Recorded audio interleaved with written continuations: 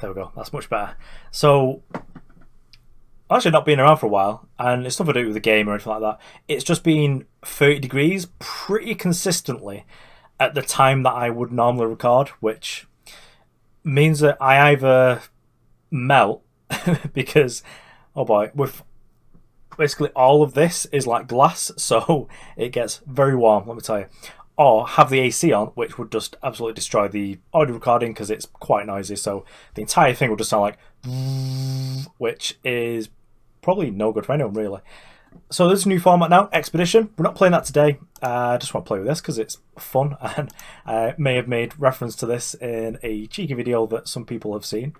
That was supposed to be an inside joke, but somehow leaked, and, well, it's out there. So, yeah, if you know where to look, you'll be able to find it, but it is unlisted. So today we're playing a Diogo combo deck. We're probably going to play like 5 games of this, aren't we? I'll get my dice out ready. And I've just been having fun with it. There's a couple of different versions of this. There's one for like Messenger Hawk, but this is Kamato's version. Kamato usually knows what they're doing, so let's play theirs. The whole idea of the deck is that you want to play merchants to be able to grab like the pieces from your market that make the combo happen. So we have Diogo, who with one amplify gives a top spell of your deck Destiny, which is going to be one of these Invoke the Waystones. So these are the only spells in the deck. We've got some interaction in the ways of Permafrost, but it's not much. So we're not going to be randomly hitting torches or Wisdom of the Elders like you could do in a couple of different Diogo types of decks. When this has got Destiny, it's just going to play itself. You're going to draw a copy of it that's got a cost increase by 1. That doesn't matter. It's just going to draw your card, play itself. It's going to put like the top 4 cards of your deck into your void. And then eventually we're going to merchant. We're going to grab like Stonescar, Excavator, and we're going to shoot our opponent in the head for like 1 million. Or if we've got like a board, we can also just like... Diogo does give flying to everything that's in play, so that is another win condition. There is another piece there because you do like have to get Celestial Omen to then go and tutor up the Invoke Waystones, but there's been a good amount of times where I've actually just hit it, which has been pretty nice. So there are different ways that you can sort of deal with not being decked, so I think Kamato's given themselves a little bit of an out here by just having so many cards that I think the free card limit would stop you from being able to deck yourself. I don't really like Messenger Hawk, but that will keep you alive. And Excavate, I think, is probably the best version because it not only puts cards on top of your deck, which will stop you from dying to have no cards in your deck, but it'll help you to hit a piece. So if your opponent somehow managed to, like, maybe you've had to hit your opponent twice with Stonescar Excavator, and they've managed to survive the first hit and then be able to kill this, then, you're able to go back, draw it next turn, and then just do the same thing again. Due to Display of Instinct, this is going to hopefully counter like any interaction with us. It can do the final points of damage, and also it does have like a hidden gain lives mode and rebuy merchant because you get to put a unit into your hand and you're going to gain its lives. So if you put like a real merchant game 4, like get to merchant again, or I mean it's not really going to happen, but with like a Diogo game 5 if you really need to. I've done this before against Stonescar where I've just had like block something with Diogo, return it to my hand, and then excavate something just to gain enough lives to not die and then be able to kill them on my turn. Because then I was just like, merchant, play Excavator, shoot in the head. So it's a cool deck, but let's go and see it in action.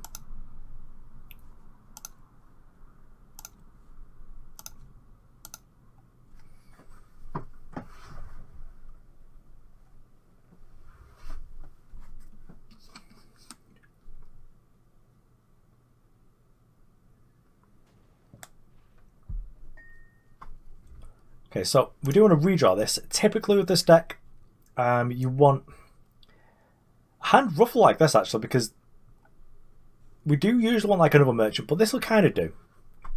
Because the first one is just going to grab a Diogo, and the second one is going to grab a Celestial Omen. So that should be good. So I think we can keep this. We get to ramp out as well, so we've got double Power Stone, which is kind of nice. Most of the deck is power or things that you don't mind putting in the market. So usually, yeah, it feels kind of nice. So there are a couple of things that can interact with this deck badly. So that is Royal Decree. But generally, actually, I could have played Devotee the Sands, but I think we're fine just playing this. So Royal Decree, if it's able to hit one of your pieces, because generally with like Celestial Omen, this is the piece that will be in your hand where it can be damaged. Obviously, we're not against a deck that can do that right now. So we could double ramp with Devotee plus Power Stone. So this goes us to 4. We'd go to 5. We drew a power. We'll be able to sort of do our thing. I think we'll do that. Let's go with Devotee because it's just like more vulnerable.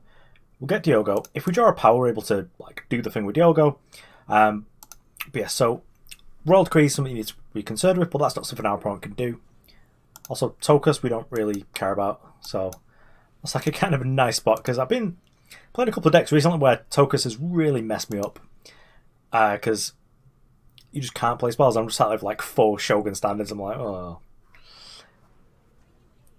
So we're not really under any pressure here, really.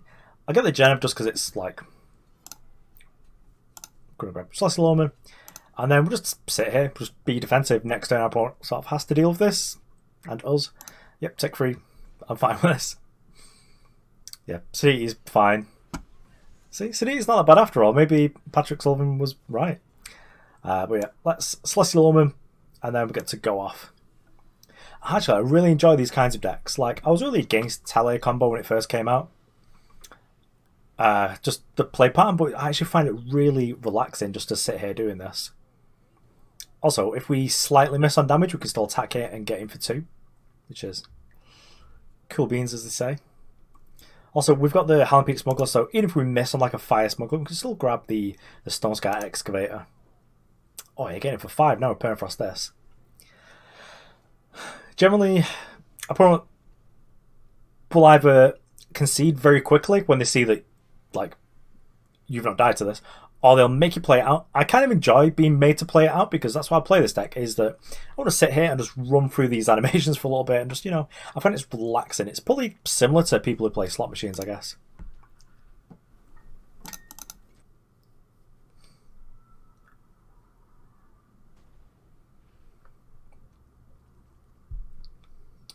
Okay, so this sounds kind of nice because we can fetch the Primal Influence with Trailmaker. We do only have 1 Merchant, which does only grab us Diogo. It doesn't grab a Celestial Omen.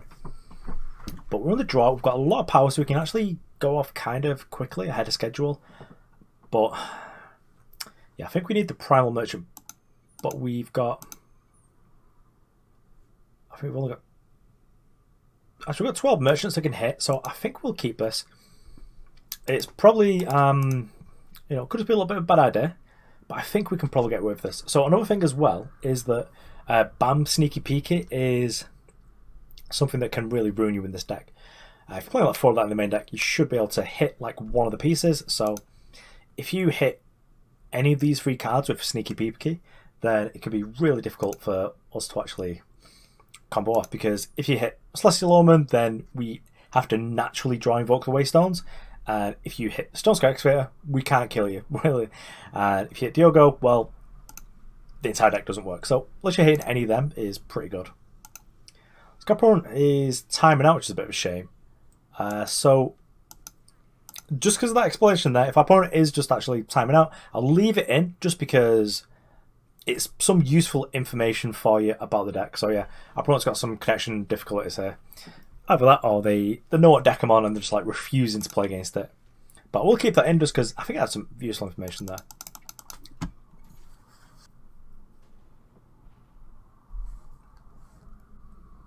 Okay, so we're on the play. We've only got 1 Merchant, but I don't feel our hand is quite as good as the other one. So we don't have any time sources.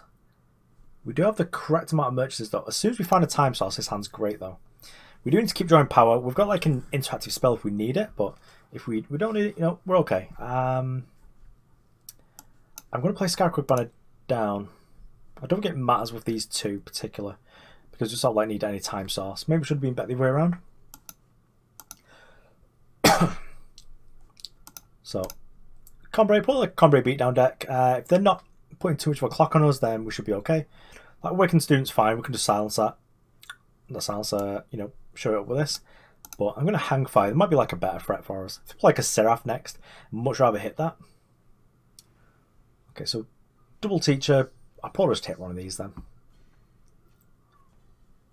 Okay, so we're probably going to be out of this one if we don't draw a power next turn, because it does sort of need to be a time source realistically.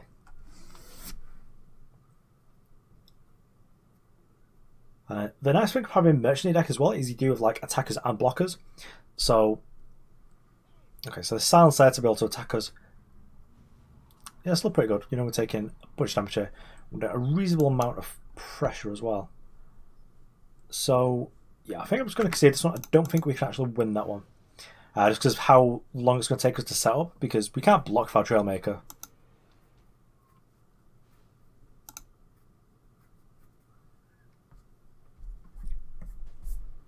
But as I was saying about the attackers and blockers, against like a traditionally small aggro deck, you could still be fine there. We'll redraw this.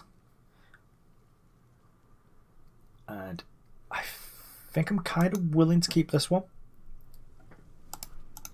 If we do ramp up, we do need a fire source and also like another merchant, but the entire deck is like merchants and sources of influence. Maybe this is like a downside of the deck, is that the amount of basic powers we play like a bunch of them. That is possible, and we'll just shift it. We don't need the damage, just want to keep our influence safe.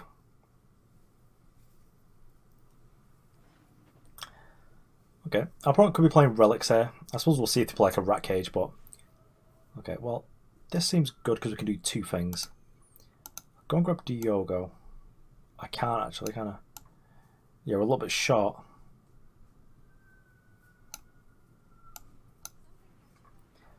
I'm going to grab Diogo anyway, because if we grab any fire source, we'll be at 5, and then we'll be able to just ultimate the Diogo. Yeah, so Rat Cage, feeling kind of fine. We are now vulnerable to Shakedown because, well, Diogo is now at a free cost, which is, you know, not the best, but if we... Okay, so our opponent's going kind of wide here. Okay, well, let's just play Power Stone. And I guess we could just go and get a Celestial Omen.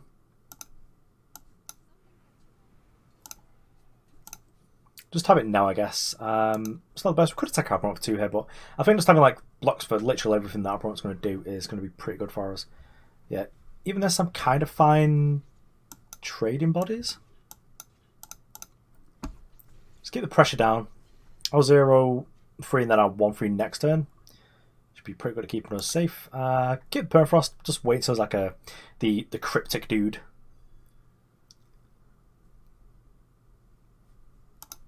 But yeah, we need definitely a fire source in like the next 2 cards.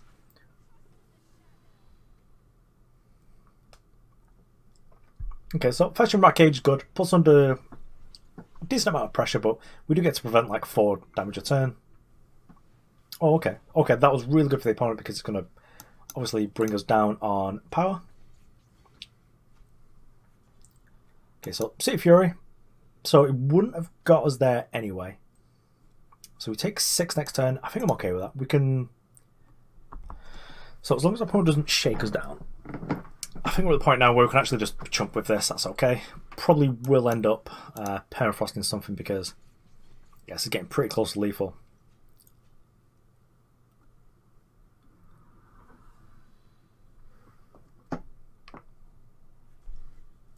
Okay, so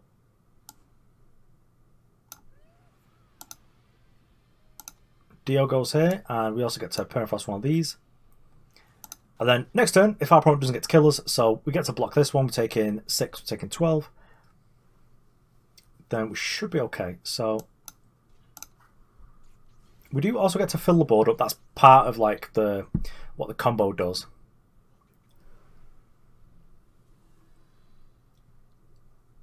Also, big fan of our opponent just like always looting. So keep the power in hand just in case we combo off. Our opponent's had enough. Yeah, that's probably correct.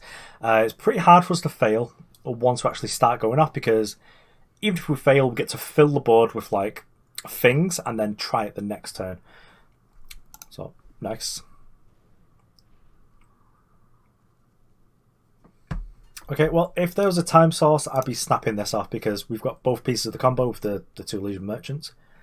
Again, this could be rough, but we do have the 2 merchants and the fire source, so I think I will keep this, but we do need a second primal source at some point for the Celestial Omen, but that is in quite a while. Our opponent's going to 6. Like it. Should be in good shape here, then. So opponent's got like less resources to deal with like whatever it is that we're doing. Okay, so this could be a problem for our opponents, like a mono fire aggressive deck. But we do have bodies that do things, so it could be okay. Opponent's going to play Gen Merchant next. If our opponent, okay, playing Skycrag. So let's actually Journey Guide here. Because this lets us Diogo next turn. Probably can kill us, which would be bad for us. But if they don't kill it, then we get to Diogo. And then we could just like naturally draw the Invoke. And if not, okay, that's helping. I'll take my Primal Sigil. But it could be like a Skycrag control deck. Maybe. Okay, just actual Skycrag aggro. So we're just going to do this.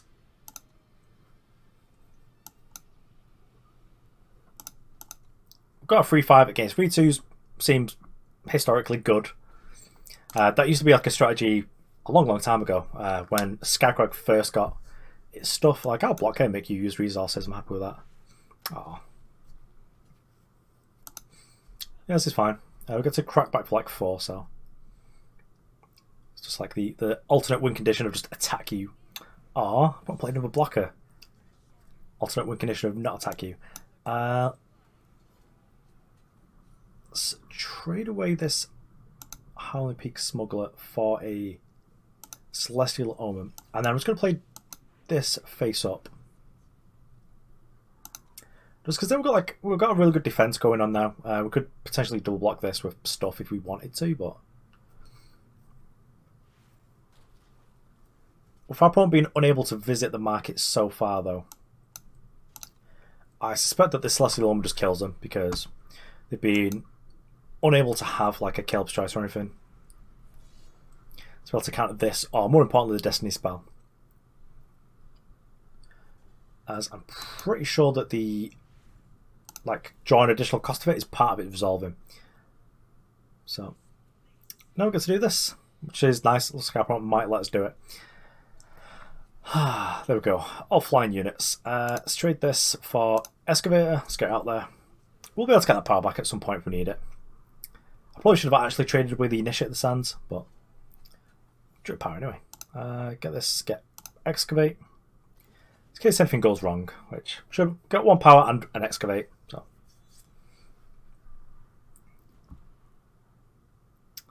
yeah. The Waystones do indeed hold great power. We do want to play this rather than not play it in case our opponent is playing a Royal Decree deck.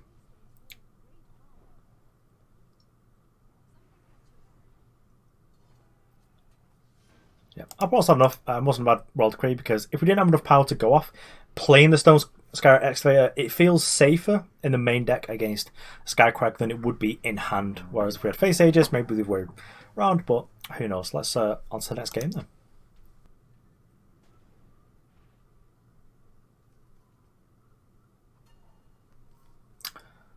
Okay, so we've got millions of merchants and also like a lot of influence.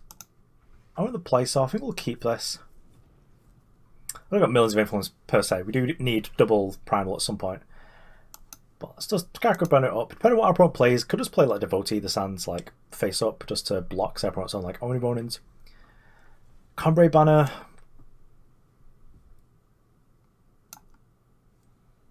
Yeah, let's just make a Devotee face down.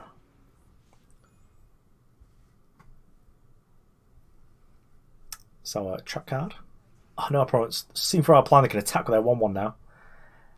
So, we should probably go fetch a Diogo. Can't do it next turn though.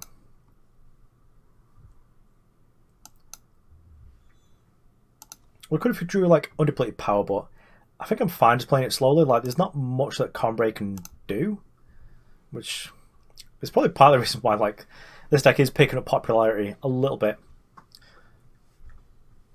Yeah, so we would have missed anyway. So trade the Extra Merchant away just because it's a little bit less flexible than the others. Because the Smugglers can fetch like multiple things, whereas the Extra Merchant can all fetch like Stonescar, Excavator, or Display. That's a nice play. Actually, I'm kind of interested in seeing what happens with like safe return and like this lady over here. So now we get to Diogo up. This could be an even deck actually. Yeah. Crack him for one. Keep him honest, you know. We might only get like enough points to 25 them. That could matter. Uh-oh, Hojan. I promise got some life gain. The initiation here was like, yikes. Oh, safe return's fine. Oh. So we'll see here. We've got like even golem. Yeah. So I was actually against the nerf against this card because I had a lot of fun playing the Felm even-handed decks. But now, well then you were sort of at a point where it was foolish of you to basically not play it in a Felm deck. Like if you're playing like in a Praxis deck, you're just actively making your deck worse by not playing odd cards because you could only get the golem like once because you had no way of getting it back. And now it's the other way around where it's just like you get to play in all these other decks that you wouldn't previously because it was like, what's the point? Now it's just like, well, this is the best kind of golem deck. I mean, they've not gained anything that makes it better, but it leads us into experimenting with those kind of decks. So let's go and fetch a Celestial Omen. You know, maybe I should have gone for the Excavate and Celestial Omen separately, but who knows. Let's just make some board. And our opponent's got no way of hitting our hand because they're in Combre. So let's just grab both pieces. That seems fine. So our opponent can gain lives. He can gain a lot of lives if they really want to with this Hojan. But, you know, I'll just make like the obvious block. I might make multiple blocks because the only thing we actually care about is our 2 power units so we can still play Celestial Omen. Because other than that, we don't really care. Just want to get this like dead off the table.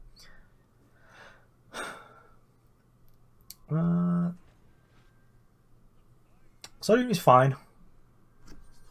So it makes it easier to see what our opponent's up to. So they've got 7 points of toughness here. Finest hour from here. It wouldn't make a difference that this is there. But I will block anyway. I don't know, maybe it's like a... Maybe they'd like the +1/+1 scout. Well, obviously they don't because they're playing an even deck, but just something along those lines where it wasn't quite finest hour, I'd rather just be covered for. Well, we get to Invoke the Waystones now, so let's have a little bit of sleepy time. I'm sort of sad that this Diogo is just sort of like a combo piece because when I first saw it, I thought this could be a sweet card in like moment. It's like absolutely go off, but yeah, I guess it is where it is.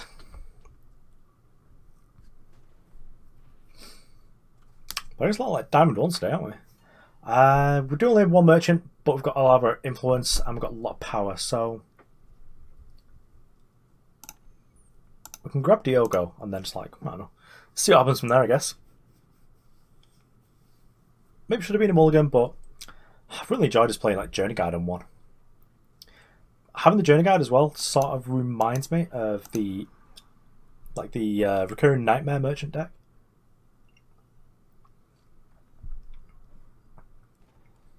Okay, so I'll probably play like a slow version, which is, you know, probably what we want to be against.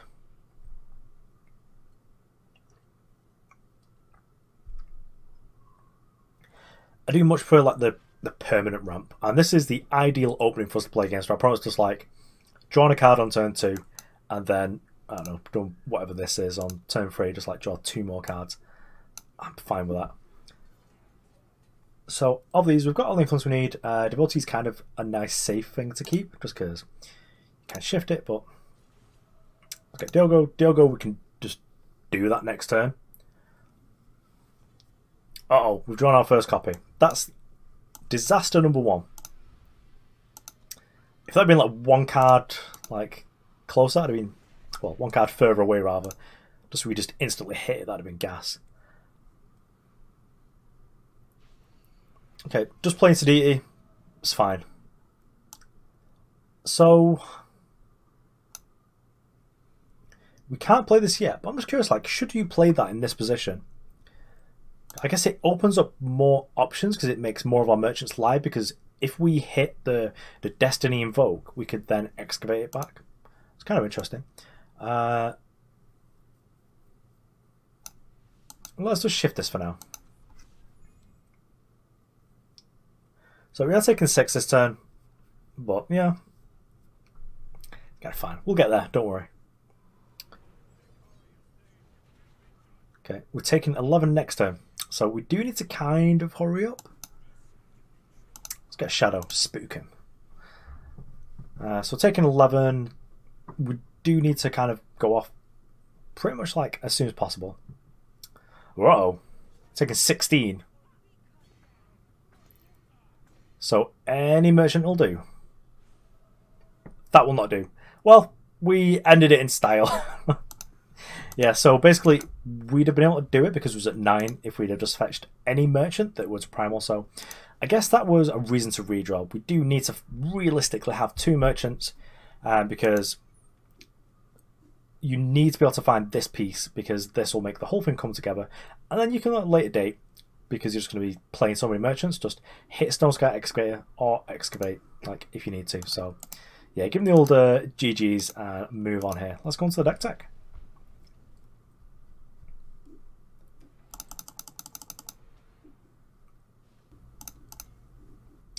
Okay, so there we have it. I think this was actually just an enjoyable deck to play. There's a couple of different versions you can play. I think this is probably one of the better ones. In that last game, if this was just like 1 card deeper, we just win on the spot like the turn after because we have all of our power. And if you Destiny Natural the Invoke the Waystones, it's not very likely. Maybe it's worth playing more just to make that happen because we've got a playset. Could try it out.